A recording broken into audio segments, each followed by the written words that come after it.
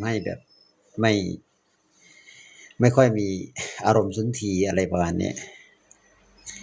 คนเรามีศีลมีธรรมมันต้องรู้จัก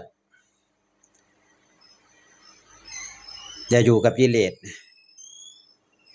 อย่าอยู่กับกิเลสให้อยู่กับธรรมชาติให้อยู่กับปัจจุบันถ้าดิ้นรนในเรื่องของกิเลสมันก็จะทำให้ทุกข์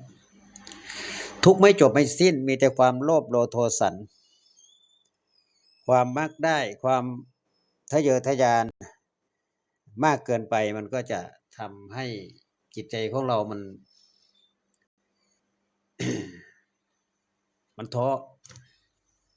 มันไม่สู้วันนี้นำธรรมะมาสื่อความหมายเป็นเรื่องต่างๆเป็นช็อตๆไปเป็นธรรมะมาฝาก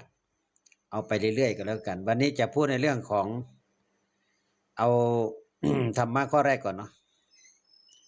คุม